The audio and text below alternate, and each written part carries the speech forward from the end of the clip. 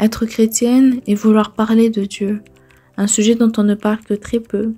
Pourtant, nombreux d'entre nous sont passés par là, par cette envie de se montrer réellement tel que l'on est, de parler d'Yahweh, de témoigner de lui en public, et ce, sans crainte d'être jugé.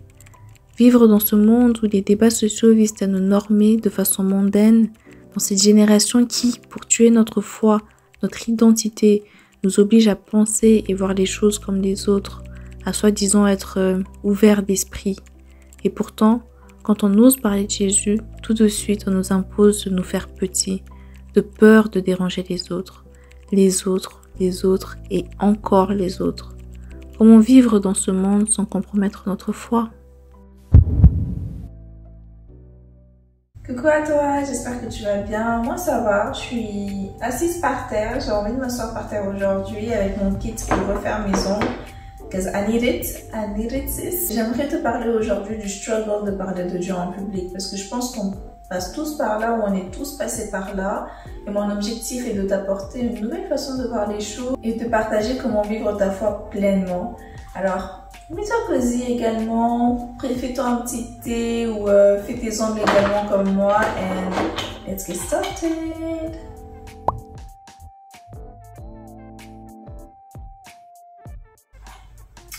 Je viens de me rendre compte que j'ai oublié de prendre un linge pour protéger mes vêtements, mais c'est pas grave.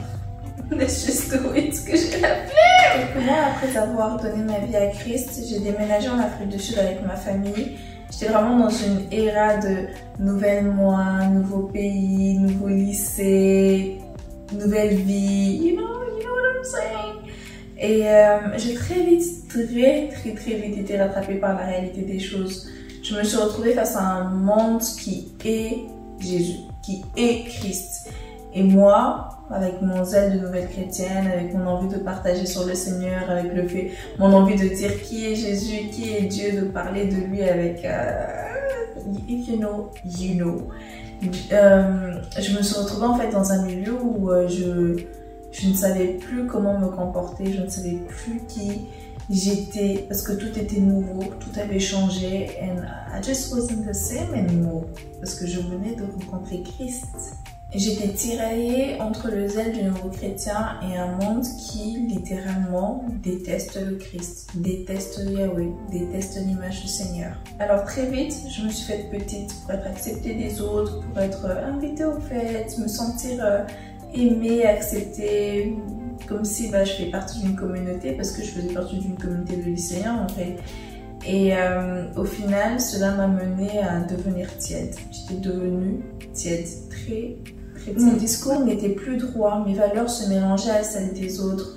Je commençais à douter de la parole de Dieu, à douter de la pertinence de chaque mot utilisé, de chaque chose que le Seigneur me dit dans la Bible. Je commençais à me cacher derrière les fameux « ouais, mais c'est plus comme ça, ça c'était dans l'Ancien Testament, dans la Nouvelle Alliance c'est plus comme ça ». Vous voyez ce genre de pensée où on sait ce qu'est le péché mais on ne l'accepte plus, on doute de ce qu'est le péché parce que nos valeurs sont mélangées à celles des autres, parce que on est devenu tiède tout simplement.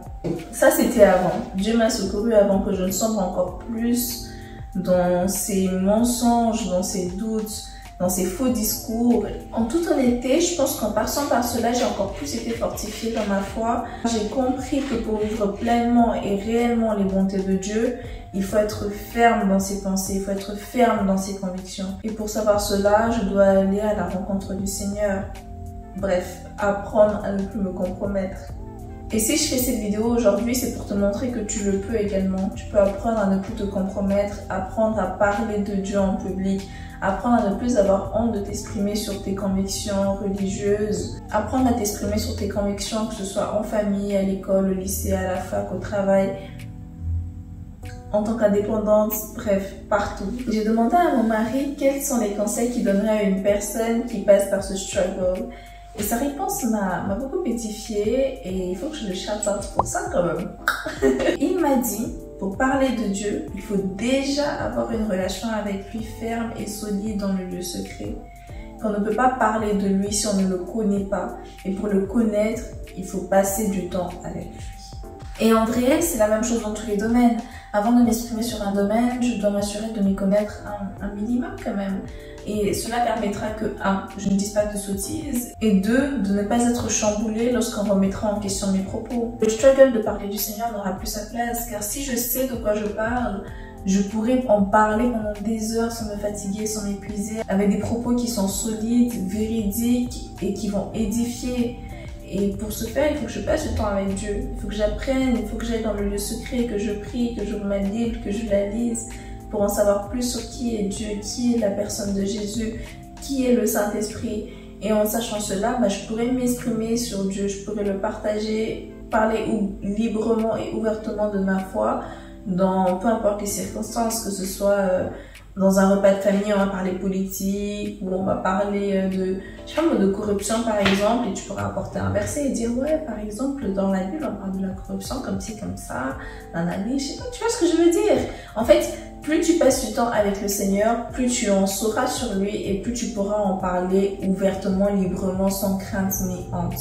En passant du temps avec Yahweh, ta vraie identité va être révélée. Ta personnalité va s'affirmer, tu auras la joie, la paix, l'amour sincère et réel. Et en plus de cela, plus tu passes du temps avec lui, plus tu vivras en fait le Dieu qui guérit, le Dieu qui pardonne, le Dieu qui aime, le Dieu qui sauve. Tu auras tellement d'expérience avec le Seigneur, en fait tu vivras une vie de témoignage, tu auras tant de choses à raconter, tu auras plein d'anecdotes à raconter sur le Seigneur, à dire oui, moi Dieu il m'a sauvé de ça, moi j'étais dans ça, le Seigneur m'a libéré comme ci, comme ça, le Seigneur il m'a guéri, j'étais malade, j'ai fait cette prière et voilà ce qui s'est passé. Dans la Bible j'ai lu cela et j'ai proclamé et ça s'est passé. Regardez la puissance de Dieu dans tel verset, dans tel machin. En fait, plus tu grandis dans ta relation avec Christ et plus tu sauras quoi dire, plus tu auras en fait des sujets de conversation, plus en fait tu seras rempli même de témoignages pour pouvoir les partager avec les autres et grandir quoi.